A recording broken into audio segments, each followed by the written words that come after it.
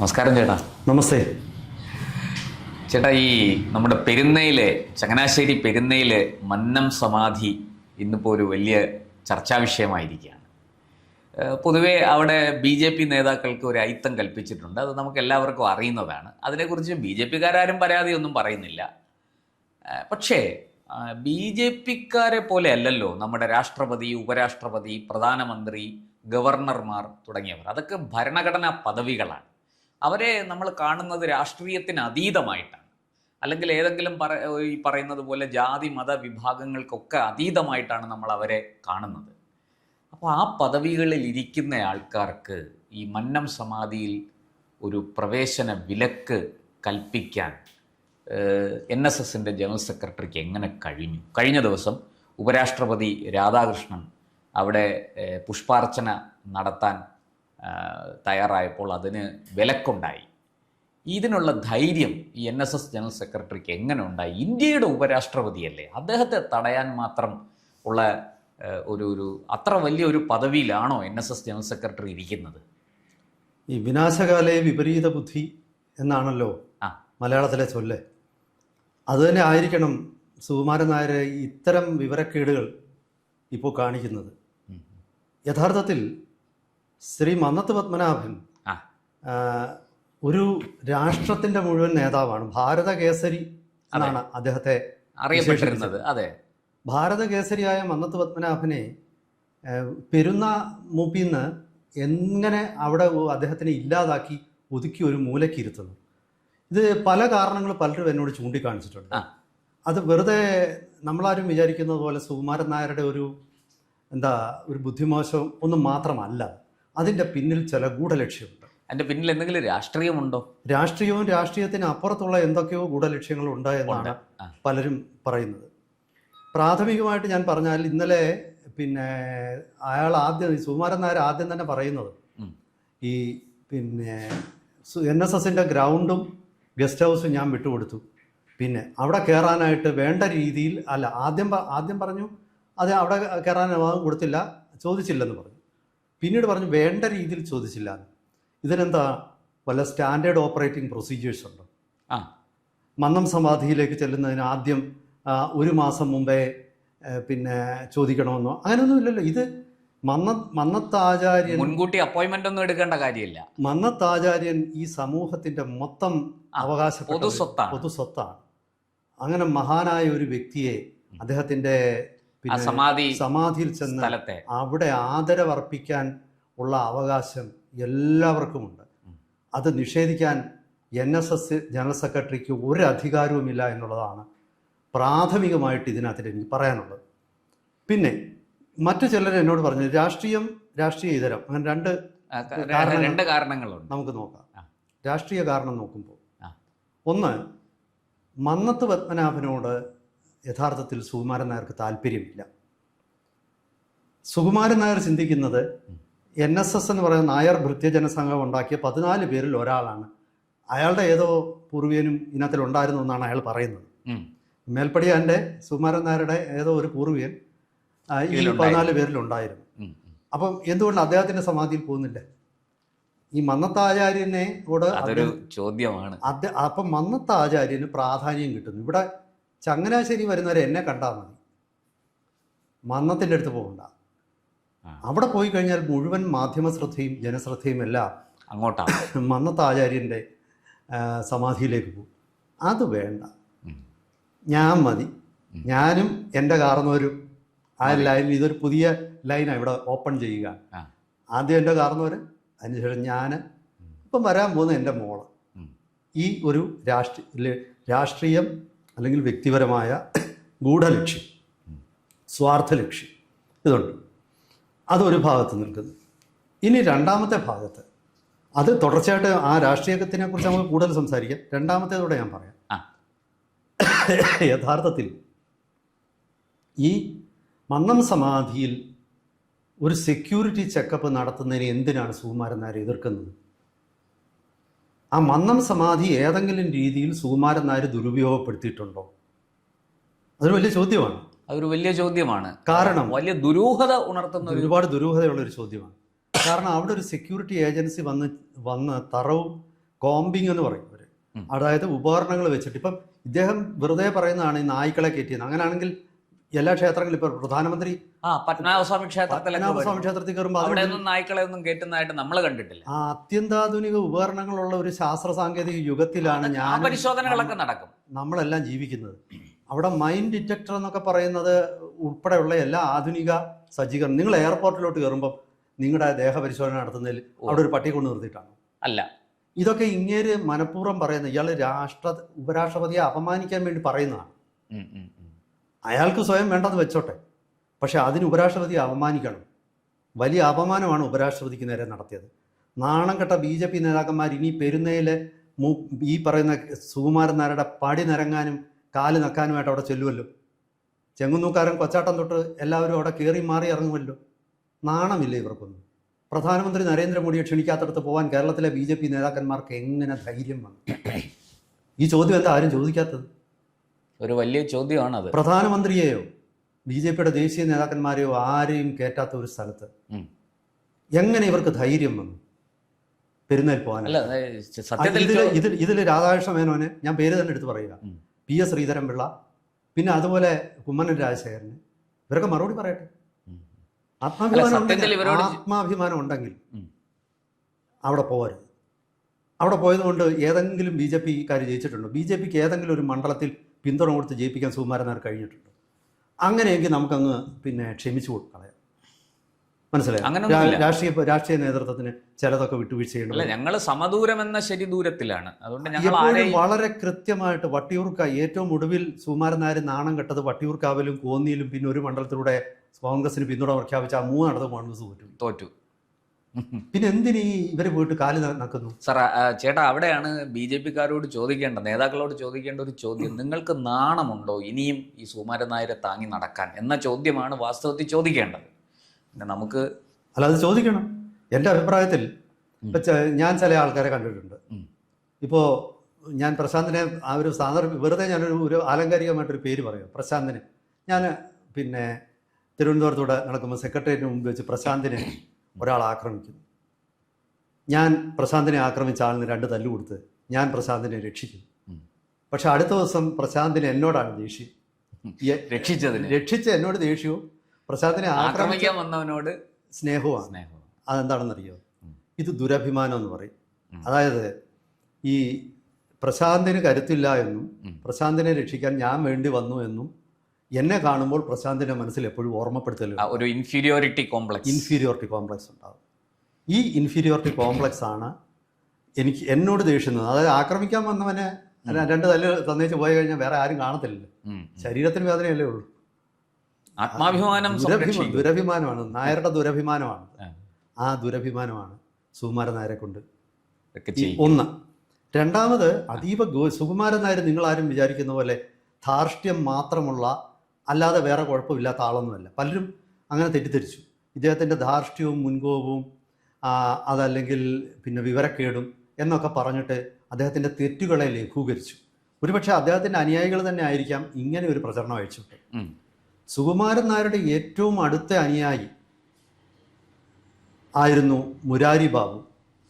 നമ്മുടെ ദേവസ്വം ശബരിമലയിലെ ഏറ്റവും അധികം അഴിമതി നടത്തിയ വ്യക്തിയാണ് മുരാരി ബാബു.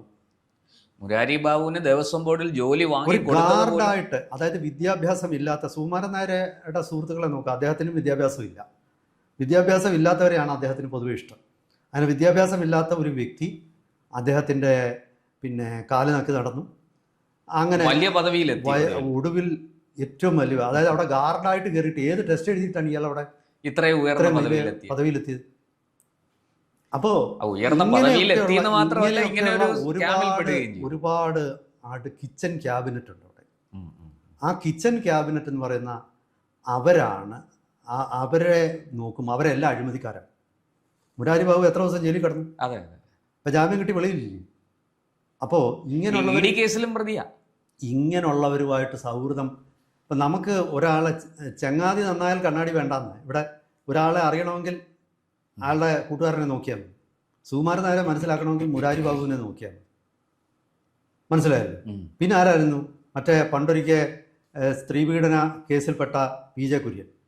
അയാൾക്കെതിരെ അങ്ങനെ ഒരു ആരോപണം വന്നു. ആരോപണമൊക്കെ സുകുമാരൻ നായർ ഇടപെട്ട് രക്ഷിച്ചതാണ്. പക്ഷെ ഞാൻ ഇദ്ദേഹത്തിൻ്റെ സുഹൃത്തുക്കളെ നിങ്ങളൊന്ന് വേർതിരിച്ച് നോക്ക്. ഇദ്ദേഹത്തിൻ്റെ സുഹൃത്തുക്കളൊക്കെ ആരോപണ വിധേയരാണ്, വിവിധ ആരോപണങ്ങളിൽപ്പെട്ട വ്യക്തികളാണ്. എന്താ ഇതിൻ്റെ അർത്ഥം? ഇദ്ദേഹത്തിന് താല്പര്യം ഇത്തരക്കാരോടാണ്, ഇദ്ദേഹത്തിൻ്റെ നല്ല ആൾക്കാരോടൊന്നും. ഇദ്ദേഹത്തിൻ്റെ ലക്ഷ്യങ്ങൾ നിഗൂഢമാണ്. അന്തസ്സുള്ളവർ NSSൻ്റെ ആസ്ഥാനത്ത് വരുന്നതിനെ പുള്ളി ഇഷ്ടപ്പെടുന്നില്ല. അവിടെ അപ്പോൾ എൻ്റെ ഒരു ചോദ്യം, മന്നം സമാധിയിൽ എന്ത് നടക്കുന്നു? അന്വേഷണം നടക്കണം. അങ്ങ് പറഞ്ഞ ആദ്യത്തെ കാരണത്തിലേക്ക് വരിക. ആദ്യത്തെ കാരണത്തിൽ, അതായത് എന്താണ് മന്നം സമാധിയിൽ, എന്തുകൊണ്ടാണ് ഈ ദുരൂഹത, എന്താണ് അവിടെ പ്രവേശനമില്ലെന്ന് മാത്രമല്ല, അദ്ദേഹം പറയുന്ന ഒരു കാര്യം, അവിടെ പോലീസ് കയറി ഇറങ്ങാൻ പറ്റത്തില്ലെന്ന്.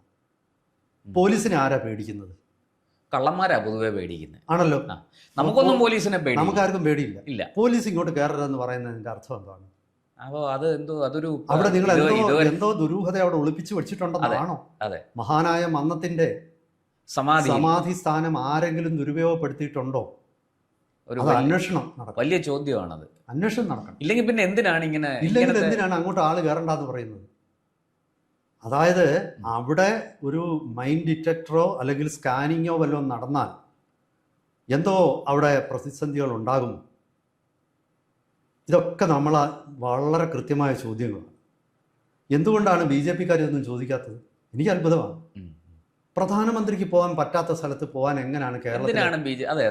അതായത് BJP-യുടെ പരമോന്നത നേതാവ്, ലോകം മുഴുവൻ ആദരിക്കുന്ന നരേന്ദ്രമോദിയെ സമസ്ത കേരള ജമിയത്തുൽ ഉലമയുടെ സമ്മേളനത്തിൽ വരെ അവർ ക്ഷണിച്ചിട്ടുണ്ട്. ആ സമസ്ത വരെ വിളിച്ചാദരിക്കുന്ന, അതായത് ഞാൻ പോട്ടെ, അത് മറ്റൊരു ശിവഗിരിയിലോ അല്ലെങ്കിൽ വേറെ ഏതെങ്കിലും സ്ഥലത്തോ പ്രധാനമന്ത്രി ആദരിച്ചാൽ പോട്ടെ, അതെല്ലാം ഹിന്ദുക്കളാണ് അതുകൊണ്ടാണ് ചെയ്യുന്നതെന്ന് പറയാം. പക്ഷേ കാന്തപുരത്തിനെ പോലൊരാൾ അവിടെ പ്രധാനമന്ത്രിയെ ക്ഷണിക്കാൻ പോയെങ്കിൽ, അങ്ങനെ ലോകത്തിൻ്റെ മുഴുവൻ ആദരവിന് പാത്രമായ ഒരു വ്യക്തി NSSൻ്റെ ഒരു പരിപാടിയിൽ പങ്കെടുപ്പിച്ചിട്ടുണ്ട്. ഇപ്പോൾ ചേട്ടൻ പറഞ്ഞപ്പോഴാണ് വലിയ അത്ഭുതം തോന്നുന്നു. കാരണം ബാക്കി എല്ലാവരും ഇപ്പതാ അദ്ദേഹം 6-ാം തീയതി വരികയാണ്. ധീവരസഭയുടെ പരിപാടി പങ്കെടുക്കാനാണ് വരുന്നത്. ധീവരസഭയുടെ സുവർണ ജൂബിലിയിൽ പങ്കെടുക്കാൻ എറണാകുളത്ത് അദ്ദേഹം വരിക. BJP മാത്രമല്ല, നരസിംഹറാവുവിനെയും പുള്ളിക്ക് ഇഷ്ടമല്ലായിരുന്നു. നരസിംഹറാവു വന്നപ്പോഴും ഞാൻ ഇങ്ങനെ തന്നെ കാണിച്ചെന്ന് പറഞ്ഞു. അതായത് പുള്ളിക്ക് യഥാർത്ഥത്തിൽ പേടി അവിടെ സെക്യൂരിറ്റി കോമ്പിങ് നടക്കുന്നതിലാണ്. NSS ആസ്ഥാനത്ത് എന്തൊക്കെയോ ഒളിപ്പിച്ചു വെച്ചിരിക്കുന്നു എന്നല്ലേ ഇതിൽ നിന്ന് അർത്ഥമാക്കേണ്ടത്? അല്ല, ഇതിൽ നിന്ന് നമുക്ക് വരികൾക്കിടയിൽ വായിച്ചെടുക്കാൻ കഴിയും. വരികൾക്കിടയിലും അല്ല പ്രശാന്തേ, ഇത് വളരെ വ്യക്തമായി എക്സ്പ്ലിസിറ്റ് കാര്യമാണ്, വളരെ വ്യക്തമായിട്ട് പറഞ്ഞിരിക്കുകയാണ്. ഇവിടെ പോലീസുകാർ അടുത്ത ചോദ്യം, ഇദ്ദേഹത്തിന് അങ്ങനെ പറയാൻ എങ്ങനെ ധൈര്യം? ഭരണഘടനാപരമായിട്ടും നിയമപരമായിട്ടും ഒക്കെ ഇദ്ദേഹം പറയുന്നത് തെറ്റാണ്. നമുക്ക് ഈ നാട്ടിൽ ഒരു സംഘടനയ്ക്കും ഒരു വ്യക്തിക്കും ഒരു സെന്റ് ഭൂമി പോലും ഇല്ല. റൈറ്റ് ടു പ്രോപ്പർട്ടി എന്ന് പറയുന്നത് ഇന്ദിരാഗാന്ധി 42-ാം അമെന്റ്മെന്റിൽ അതെടുത്ത് കളഞ്ഞിരുന്നു. ഇതൊക്കെ നമ്മൾ നികുതി കരവടയ്ക്കുന്നതുകൊണ്ട് നമുക്കത് കൈവശം വെച്ച് ഉപയോഗിക്കാൻ തന്നിരിക്കുകയാണ്. അമേരിക്കയിലൊക്കെ റൈറ്റ് ടു പ്രോപ്പർട്ടി ഉണ്ട്, ഇന്ത്യയിൽ റൈറ്റ് ടു പ്രോപ്പർട്ടി ഇല്ല. അമേരിക്ക പോലും ചില പ്രത്യേക സാഹചര്യങ്ങളിൽ റൈറ്റ് ടു പ്രോപ്പർട്ടി ഇല്ലാതാവാം. അപ്പോൾ ഇവിടെ എന്താ നടക്കുന്നത്? ഇദ്ദേഹത്തിന് നിയമം അറിയാൻ വയ്യാത്തതുകൊണ്ടാണ്. രാഷ്ട്രത്തിൻ്റെ പ്രധാനമന്ത്രിയും രാഷ്ട്രത്തിൻ്റെ രാഷ്ട്രപതിയും ഉപരാഷ്ട്രപതിയും ഗവർണറിനും ഒന്നും കയറാൻ പറ്റാത്ത സ്ഥലം, ആ സ്ഥലം എന്ന് പറയുന്നത് എന്താണ് അതിൻ്റെ അർത്ഥം? പണ്ട് ഒരിക്കൽ ഞാൻ അദ്ദേഹത്തിൻ്റെ പേര് പറയുന്നില്ല, ഗൾഫിലെ ആദ്യത്തെ വ്യവസായിയായിരുന്നു, വലിയ വ്യവസായിയായ മലയാളി. ആ വ്യക്തിയാണ് അബുദാബി എയർപോർട്ട് സ്വന്തമായിട്ട് പണിഞ്ഞു കൊടുത്തത്. അദ്ദേഹമാണ് കുവൈറ്റിലെ അൽ ഗറാബലി കുടുംബവുമായിട്ട് ചേർന്ന് ഗൾഫിലെ ആദ്യ ഡീസാലിനേഷൻ പ്ലാന്റ് പണിഞ്ഞത്. ആ വ്യക്തിയാണ് ഗൾഫിലുടനീളം മിത്സുബിഷിയുടെ പാർട്ട്ണർ, ജാപ്പനീസ് മൾട്ടിനാഷണൽ കമ്പനിയുടെ 6 രാജ്യങ്ങളിലെ പാർട്ട്ണറാണ്. അങ്ങനെയുള്ള നായർ സമുദായത്തിൽപ്പെട്ട ഒരു വലിയ കോടീശ്വരൻ. ഇന്ന് ആദ്യമായിട്ട് യൂസഫ് അലിയോ രവി പിള്ളയൊക്കെ ഇപ്പോഴാണ്. അതിനു മുമ്പ് 1970-കളിൽ തന്നെ ഗൾഫിലെ ഏറ്റവും വലിയ കോടീശ്വരനായ വ്യക്തിയാണ്. ഗുരുവായൂരിനടുത്ത ഉള്ള വ്യക്തിയാണ് അദ്ദേഹം. അദ്ദേഹത്തിൻ്റെ മകൻ എന്നോടൊരിക്കൽ ഒരു കാര്യം പറഞ്ഞു. അവർ നായർ സർവീസ് സൊസൈറ്റിയെ സമീപിച്ചു.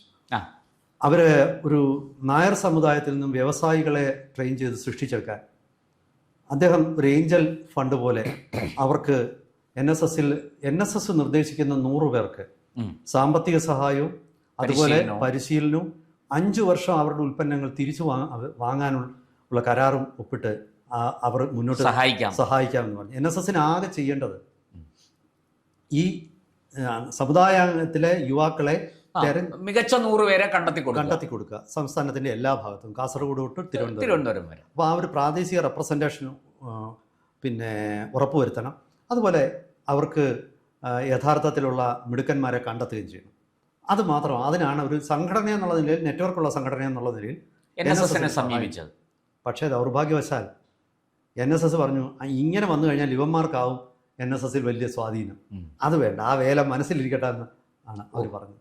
എത്ര ചെറിയ മനസ്സാണ്, സങ്കുചിത ഇടുങ്ങിയ ചിന്താഗതി.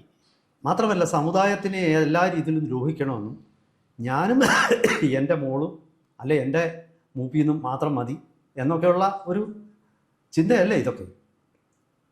ഇദ്ദേഹം എന്തെല്ലാം കേസിൽ പ്രതിയാണ്. ഇപ്പം ഇദ്ദേഹത്തിൻ്റെ പിന്നെ മകന് കളർ സർട്ടിഫിക്കറ്റ് ഉണ്ടാക്കിയെന്നാണല്ലോ വാർത്തകളെല്ലാം വന്നത്.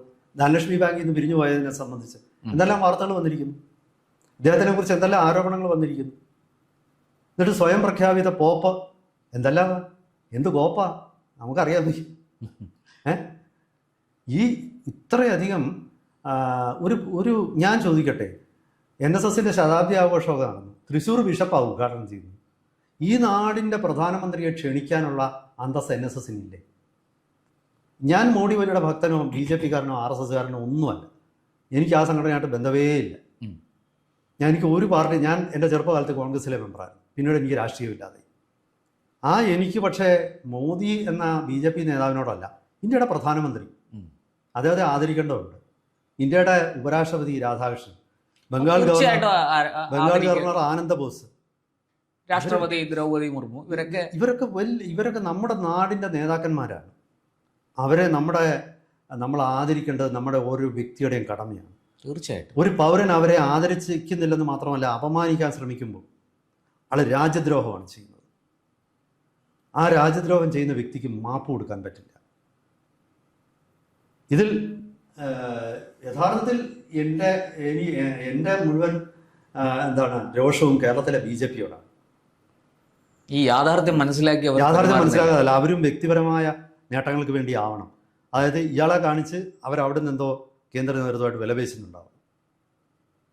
പക്ഷെ ഒരു പ്രയോജനം അതുകൊണ്ട് ഉണ്ടായിട്ടുണ്ടല്ലോ. ഈ പറഞ്ഞ വ്യക്തികളൊക്കെ ഏതെങ്കിലും ഇലക്ഷനിൽ നിന്ന് ജയിക്കുന്ന ആൾക്കാരാണോ? നമ്മൾ മുമ്പേ പറഞ്ഞ വ്യക്തികൾ ഇല്ല. ഒരു ഇലക്ഷനിൽ നിന്ന് ജയിച്ചേച്ച് പിന്നെ ഇവിടെ പോയാൽ ഞാൻ അംഗീകരിക്കാം. ഓരോ ഇലക്ഷൻ നിന്നാലും ജയിക്കാത്തവരൊക്കെ, ചിലരൊന്നും 2ാം സ്ഥാനത്ത് പോലും എത്തത്തില്ല. അതും 35,000 ഒക്കെ വോട്ട് പിടിക്കുന്ന ഒരു അസംബ്ലി മണ്ഡലത്തിൽ അത് വലിയ കാര്യമാണ്. പാർട്ടിയുടെ നെറ്റ്വർക്ക് കൊണ്ട് വോട്ട് പിടിക്കുന്നു, കണ്ട നാട്ടുകാർ ഓടും. അങ്ങനെയൊക്കെയുള്ള ഓരോ നേതാക്കന്മാർ അവിടെ പോയി കാല് പിടിക്കുകയും കാല് തിരുമുകയും ഇദ്ദേഹത്തിൻ്റെ അപദാനങ്ങൾ വാഴ്ത്തുകയും കൊട്ടാരം വൈതാളികന്മാരായിട്ട് പിന്നെ രംഗപ്രവേശം നടത്തുകയും പാണന്മാരായിട്ട് തുടികൊട്ടി നാട്ടിലെല്ലാം ഓടി നടക്കുകയും ചെയ്യുമ്പോൾ വിദൂഷക വേഷം കെട്ടി നടക്കും. ഇവർ നാട്ടുകാരുടെ മുമ്പിൽ വെറും വിദൂഷകരാണ്. ഇവിടെ സുകുമാരൻ നായർ യഥാർത്ഥത്തിൽ കേരള BJPയെ എക്സ്പോസ് ചെയ്തിരിക്കുകയാണ്. കേരള BJP മനസ്സിലാക്കേണ്ട അതാണ്. കേരളത്തിലെ BJP ഞാൻ എത്ര തേച്ചാലും എൻ്റെ പടിവാതിക്കൽ വന്ന് കിടക്കാം എന്ന് കാണിച്ചു കൊടുക്കുകയാണ്. ഇത് അല്ലെങ്കിൽ ഈ പറയുന്ന എന്നോടല്ല ദേഷ്യം കാണിക്കേണ്ടത്. ദേഷ്യം കാണിക്കേണ്ടത് നമ്മുടെ രോഷം, സത്യസന്ധമായ രോഷം കാരണമുണ്ടെങ്കിൽ അത് അവിടെ നമ്മുടെ നേരെ അനീതി കാണിച്ചവരോട്, നമ്മുടെ ആത്മാഭിമാനം മുറിപ്പെടുത്തിയവരോട്, നാടിൻ്റെ അന്തസ്സിന് എതിരെ വെല്ലുവിളി ഉയർത്തുന്നവരോട്, ഇവരെ നമ്മുടെ ഭരണഘടനയെ തന്നെ അവഹേളിക്കുന്നതാണ്. ഇവരെ നിയമത്തിന് മുന്നിൽ കൊണ്ടുവരണം. ഇദ്ദേഹം പറഞ്ഞ ഓരോ വാക്കും കോടതിയിൽ ചോദ്യം ചെയ്യപ്പെടണം. എന്താണ് അവിടെ സംഭവിച്ചത്? ഇദ്ദേഹം എന്തെങ്കിലും സമൂഹത്തിൽ നിന്ന് ഒളിപ്പിച്ചു വെക്കുന്നുണ്ട്? എന്തുകൊണ്ടാണ് നാടിൻ്റെ നേതാക്കന്മാർക്ക് അവിടെ പ്രവേശനമില്ല എന്ന് പറയുന്നത്? നാട് ചർച്ച ചെയ്യേണ്ട വിഷയമാണ് ഇത്. NSSന്റെയോ നായന്മാരുടെയോ BJPയുടെയോ ഒന്നും പ്രശ്നമല്ല. നമ്മുടെ നാടിന്റെ പൊതുവായ ഒരു പ്രശ്നമാണ്. ഇത് ഓരോ പൗരന്റെയും പ്രശ്നമാണ്. വരട്ടെ, ഇത് നാട് ചർച്ച ചെയ്യണമെന്നാണ് എൻ്റെ അഭിപ്രായം. തീർച്ചയായിട്ടും നമുക്ക് അങ്ങനെ ഒരു ചർച്ച ഉണ്ടാകട്ടെ എന്ന് നമുക്ക് ആഗ്രഹിക്കാം. അതിൽ കൂടുതലായിട്ട് നമുക്ക് മറ്റൊന്നും ചെയ്യാൻ കഴിയില്ല. എന്തായാലും പൊതുജനങ്ങളിലേക്ക് കൃത്യമായിട്ട് ഈ സന്ദേശം എത്തട്ടെ. നമ്മുടെ ഭരണഘടനാ പദവികളിൽ ഇരിക്കുന്ന ആ നല്ല മനുഷ്യരെ, ആ മഹാന്മാരായ വ്യക്തികളെ, ആ മാതൃകാ പുരുഷന്മാർ എന്ന് തന്നെ അവരെ പറയണം. അങ്ങനെയുള്ളവരെ അവഹേളിക്കുന്ന ഒരു നടപടിയും രാജ്യത്തിൻ്റെ ഒരു കോണിൽ നിന്നും ഒരു സംഘടനയിൽ നിന്നും ഉണ്ടാകാൻ പാടില്ല. നമുക്ക് വിയോജിക്കാം, അവരുടെ അഭിപ്രായങ്ങളോട് അവരുടെ ചെയ്തികളോടൊക്കെ വിയോജിക്കാം. പക്ഷേ അവരെ അപമാനിക്കുന്ന, അവരെ അവഹേളിക്കുന്ന നടപടി തീർച്ചയായിട്ടും ഒഴിവാക്കപ്പെടേണ്ടത് തന്നെയാണ്. അത് ഇനി NSS ആണെങ്കിലും SNDP ആണെങ്കിലും ഏത് സംഘടനയാണെങ്കിലും ഇവരൊക്കെ സമസ്തയെ പോലെയുള്ള സംഘടനയെ കണ്ടുപഠിക്കണം എന്നാണ് എനിക്ക് തോന്നുന്നത്. നന്ദി, നമസ്കാരം. കൂടുതൽ വാർത്തകളും വിശേഷങ്ങളും നേരിട്ട് ലഭിക്കാൻ ജനങ്ങളിൽ നിന്ന് ജനങ്ങളിലേക്ക് ജനഭൂമി ന്യൂസ് സബ്സ്ക്രൈബ് ചെയ്യൂ. ബെൽ ബട്ടൺ അമർത്താനും മറക്കരുത്.